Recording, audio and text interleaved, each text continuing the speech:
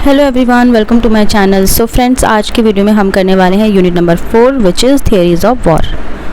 तो वॉर की थियरीज समझेंगे। जब भी हम पीस एंड कॉन्फ्लिक्ट स्टडीज़ पढ़ते हैं तो थियरीज ऑफ वॉर भी समझना ज़रूरी होता है।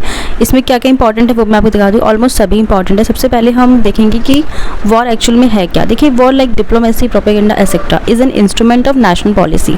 जब भी वॉर की बात आती है तो इसमें बहुत सी चीज़ें जुड़ी होती है, लाइक डिप्लोमेसी हो गया, प्रोपेगेंडा हो गया, और ये क्या है, इंस्ट्रूमेंट है नेशनल पॉलिसी की। Now it has been used by states to achieve their national goals and aspirations and fulfil their national interest. अब एक क्वेश्चन आता है कि जब भी पीस एंड कॉन्फ्लिक्ट की बात होती है, आईआर की बात हो रही है, आईआर को जब हम समझते हैं तो इस तरह के क्वेश्चंस क्यों आते हैं।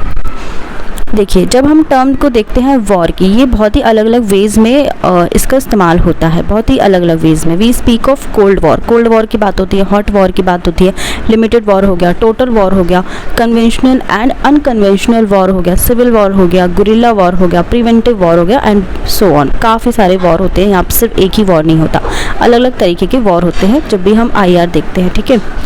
और ये बेसिकली बहुत सी कंट्रीज़ के बीच में चलते रहते हैं। ओके, नाउ वॉर है क्या।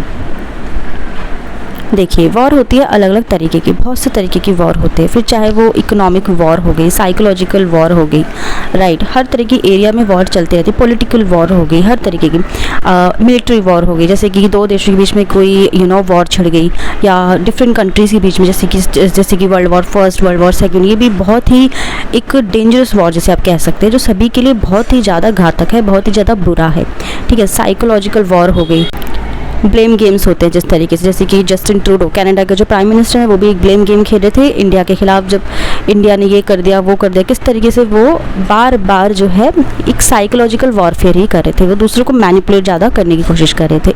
तो ये भी एक तरीके की वॉर होती है। तो ये जो वॉर है ये चलती रहती है सभी देशों के बीच में। और right, theories of causes of war की देख लेते हैं कि वॉर के कारण क्या क्या होते हैं, कौन कौन सी थियरीज होती है। जब भी वॉर की बात होती है इसके बहुत सारे कॉजेज होते हैं, ठीक है। सबसे पहले तो दो देशों के बीच में जब भी कॉन्फ्लिक्ट होता है इसके भी काफ़ी सारे रीजंस होते हैं। कई बार इकोनॉमिक रीज़न हो गए, कई बार बॉर्डर डिस्प्यूट हो गई, तो अलग अलग रीजंस की वजह से जो है वॉर होती है, ठीक है। Now in some cases the analysis is cast in ideological terms and then only a single cause is focused upon. Now some causes are immediate and some are basic. कुछ causes ऐसे होते हैं जो बहुत ही जल्दबाजी वाले रहते हैं, कुछ basics होते हैं.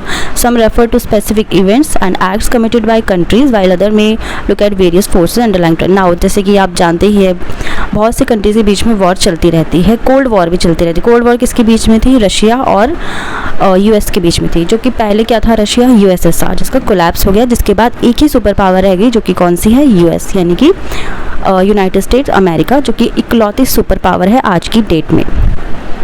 तो अलग अलग रीजंस की वजह से वॉर होती है। साइकोलॉजिकल रीजन सबसे ज़्यादा मेन होता है, एक दूसरे पे ब्लेम करना, एक दूसरे पे इल्ज़ाम लगाना। तो धीरे धीरे ये जो चीज़ें होती हैं ये वॉर का रूप ले लेती हैं, और इसी की वजह से सारे कंट्रीज़ जो है आपस में लड़ने लग जाती। Now idealist view of war, देखिए इंपॉर्टेंट है। जब भी हम आइडियलिज्म की बात करते हैं तो बेसिकली ये लोग किस चीज़ पे फोकस करते हैं, गुडनेस पर, ह्यूमंस पर। ये क्या कहते हैं कि ह्यूमैनिटी ख़त्म नहीं होनी चाहिए कभी भी, कोई भी वॉर छिड़े, किसी भी तरीके की वॉर हो, फिर चाहे कितनी भी बड़ी दुश्मनी क्यों ना हो, लेकिन बातचीत से जो भी मामला सुलझाया जाना चाहिए, ठीक है। तो बेसिकली आइडियलिस्टिक्स जो होते हैं, जब फर्स्ट वर्ल्ड वॉर हुआ था ना, तो आइडियलिस्टिक्स जो लीडर्स थे, आइडियलिस्टिक व्यूअर्स जितने भी थे, उन्होंने ही लीग ऑफ नेशन की स्थापना की, उन्होंने ही लीग ऑफ नेशन को स्टैब्लिश किया, ठीक है। लेकिन वो ज़्यादा चला नहीं, क्योंकि आइडियलिस्टिक अप्रोचेस इतने चलते ही नहीं है, क्योंकि हर किसी लीडर को पावर चाहिए होती है, ठीक है।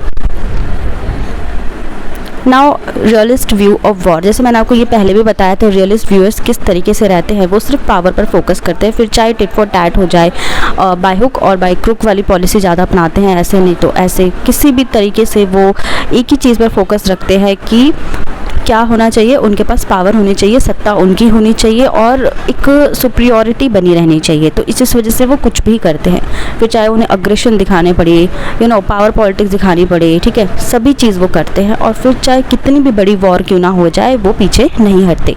जैसे यूक्रेन रशिया की जो वॉर है, दोनों ही लीडर्स क्या है, कुछ भी हो जाए पीछे हटने को रेडी नहीं है। सो ये है रियलिस्ट व्यू का एक एग्जाम्पल। नाउ जब भी हम बात करते हैं रियलिस्ट व्यू की, तो हंस जे मॉर्गेंटो के 6 प्रिंसिपल ज़रूर पूछे जाते हैं। सब्जेक्ट कोई भी हो, हंस जे मॉर्गेंटो के बारे में ज़रूर आते हैं। इनके 6 प्रिंसिपल थे। सबसे पहले इन्होंने क्या कहा था कि इंसान जो होता है, ह्यूमन जो होते हैं, ये सेल्फिश होते हैं, सेल्फ सेंटर्ड होते हैं, मतलबी होते हैं। इनके साथ इन्हीं के जैसे बिहेव होना चाहिए। ठीक है, सिर्फ और सिर्फ पावर पे ध्यान देना चाहिए, फिर चाहे कुछ भी हो जाए। नेशनल पावर हमेशा बोलते हैं कि नेशनल पावर जो है हमेशा मेन होती है, फिर चाहे कुछ भी हो जाए। इसके अलावा उन्होंने concept of interest remain consistent, जो भी इंटरेस्ट का कॉन्सेप्ट है ये हमेशा कंसिस्टेंट रहता है।